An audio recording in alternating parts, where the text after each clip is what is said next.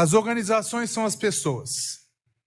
Pessoas complexas que reagem de forma diferente por idênticas razões.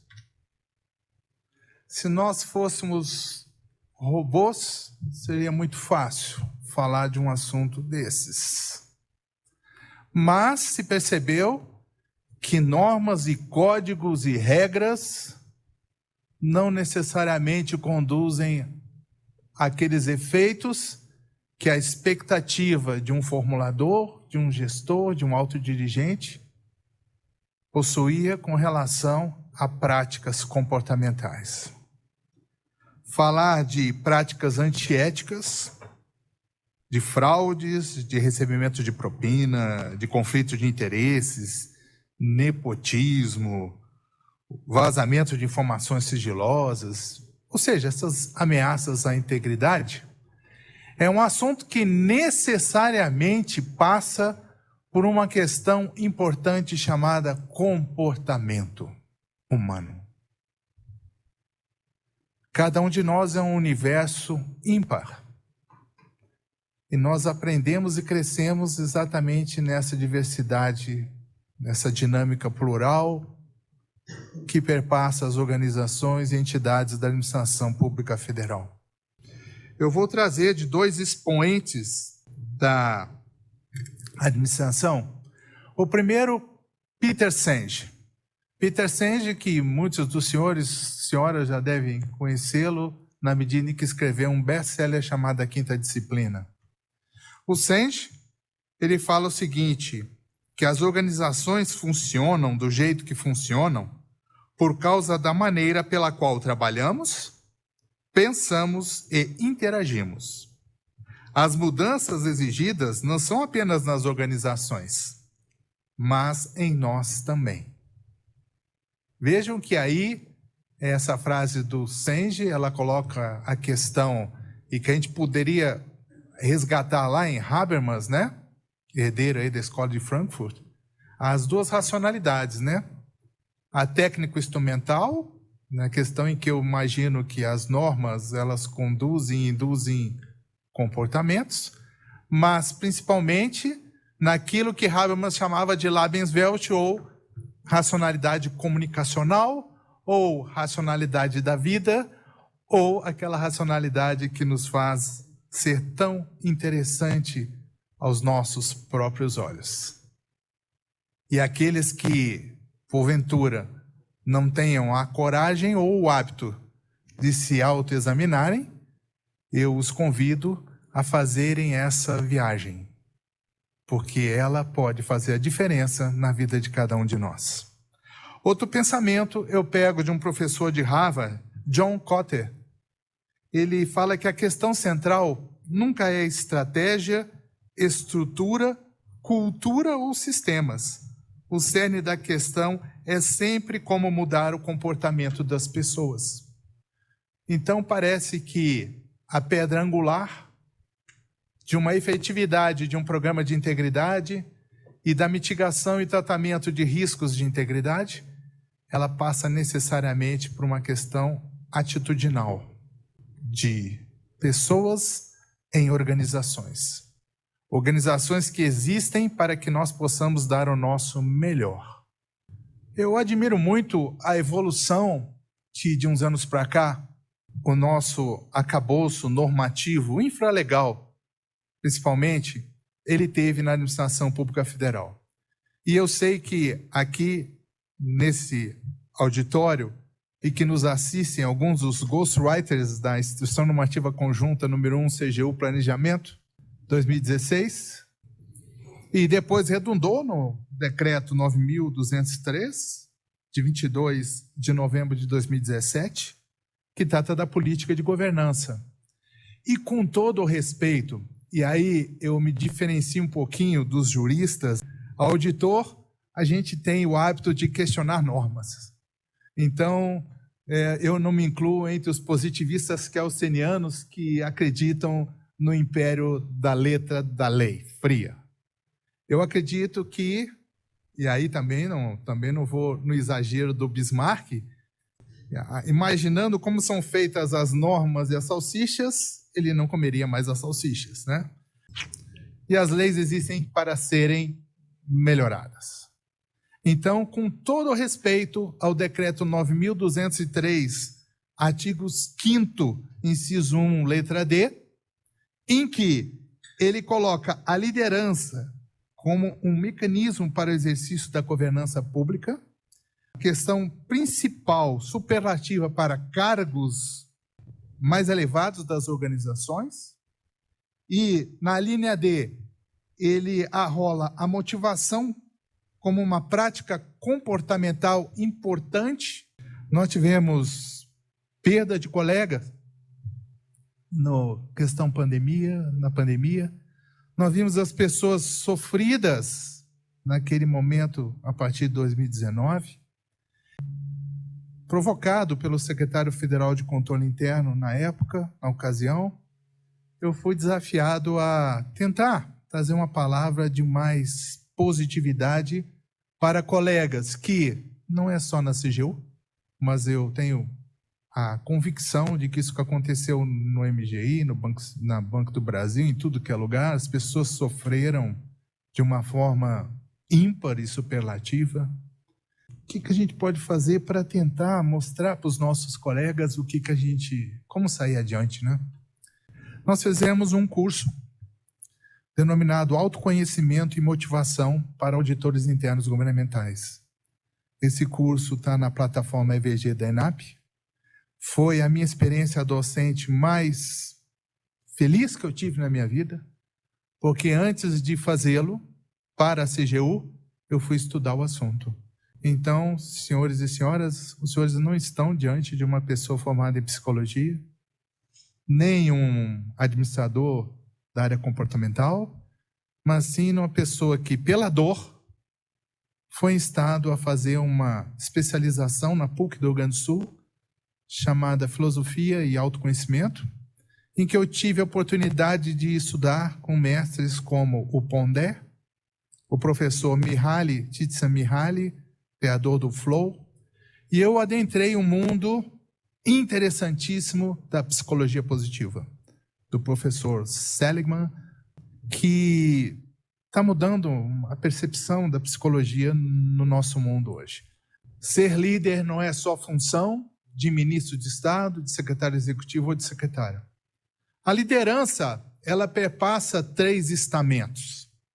A liderança de destino, o professor Marcus Buckingham, da Universidade da Califórnia, ele fala que, num dos maiores papers já produzidos e publicados na Universidade de Harvard, na Harvard Business Review, ele fala que essa liderança de destino ela é típica da cúpula das organizações. Ou seja, e ele fala faz uma comparação a jogos, ela se assemelha a um jogo de dama. Para o ministro de Estado é muito difícil ele ver as nossas potencialidades e as nossas dificuldades subjetivamente, em caráter individual. Ele conhece as equipes das secretarias, das coordenações gerais, e eles nos veem como se fôssemos peças de um jogo de dama. Todas se mexem igualmente para a mesma direção, né? E a regra do jogo é bem clara. Essa liderança de destino, ela dá o direcionamento estratégico, mas existe um outro estamento aí da liderança que é fundamental na medida em que Alfred Chandler, que é o pai da estratégia da história dos negócios americanos, falecido em 2007, ele fala que a média gerência, como uma tecnologia, é o que capacita as organizações como as conhecemos hoje. Ainda mais no serviço público, em turnover de altos gerentes é tão grande, né? Às vezes os ministros passam muito rapidamente. E não podemos fazer uma comparação do mundo corporativo ordinário, comum, com uma pasta ministerial. Vamos imaginar o Ministério da Educação, o Ministério da Saúde, são mega organizações. Então, mutatis mutandis, é importante a gente fazer uma adaptação, até mesmo por questões dimensionais. Mas quando a gente vê um filme de Hollywood, um filme geralmente de guerra, né? a gente vê que o líder do filme é o sargento, né? Vocês viram lá um general junto com o soldado? Não, vamos aqui, não ia rolar, né? E vocês imaginaram tirar o sargento? Então, se a gente imagina a organização sem o sargento, o negócio não dá certo. No início dos anos 2000, eu fiz uma pesquisa para fins acadêmicos, né?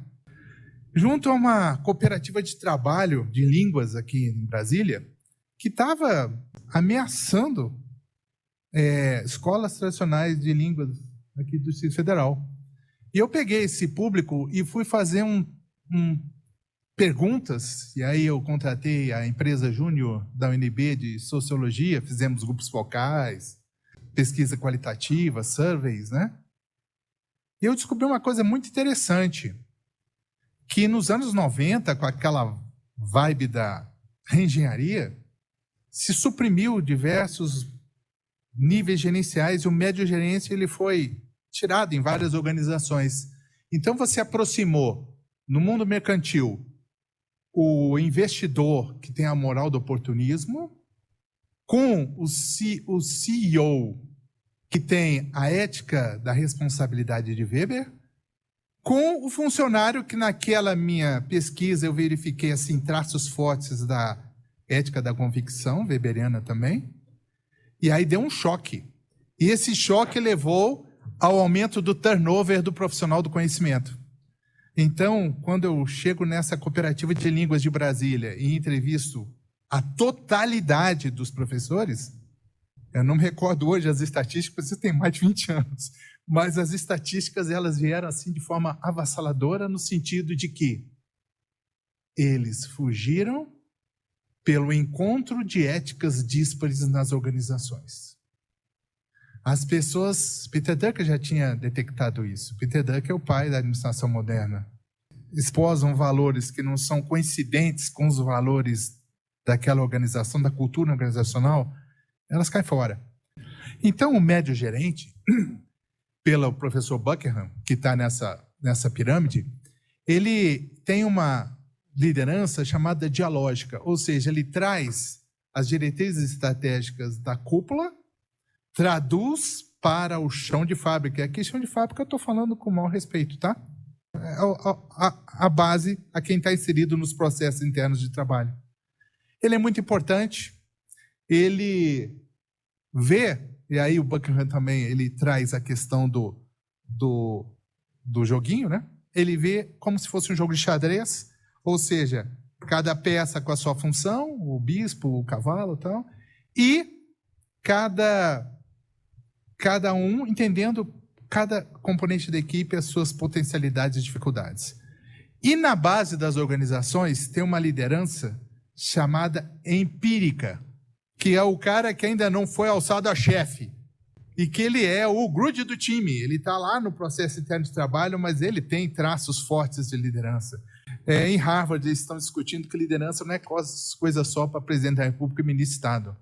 Nós podemos ser líderes no processo interno de trabalho em que nós estamos inseridos.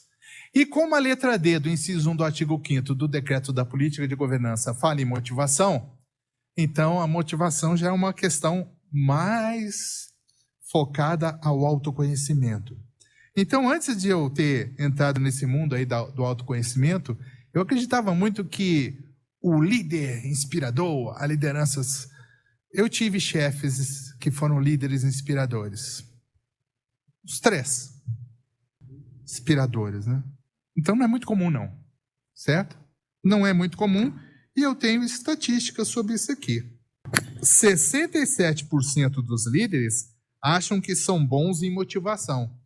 Pesquisa do professor Joe Owen, de 2015. Apenas 32% dos seus seguidores concordam.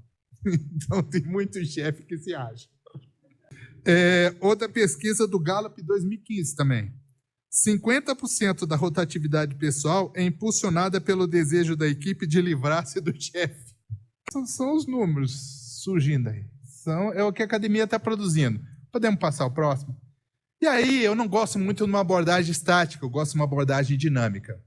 Pela teoria da liderança situacional, nós temos aí 4 situações, né? O estágio 1, o estágio 2, o estágio 3 e o estágio 4.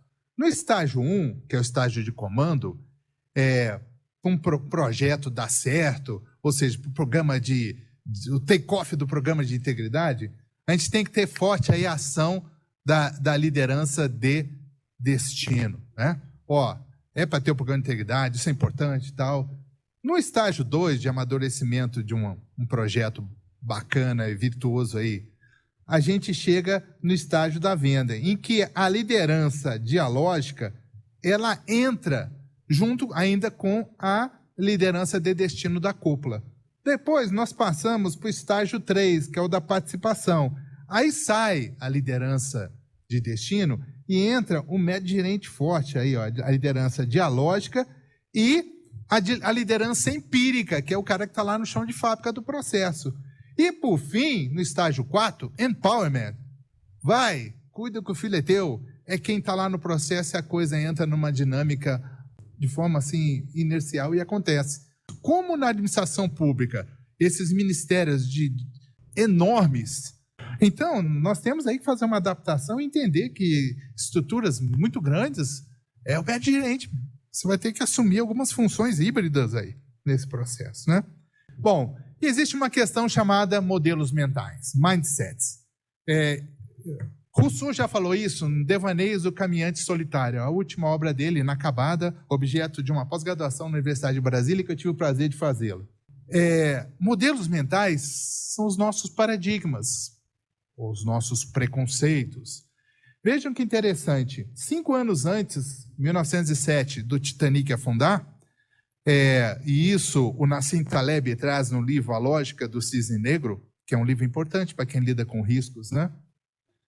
Aspas, mas em toda a minha experiência nunca tive nenhum acidente no mar, de qualquer tipo de dimensão. Só vi uma única embarcação em perigo em todos os meus anos no mar.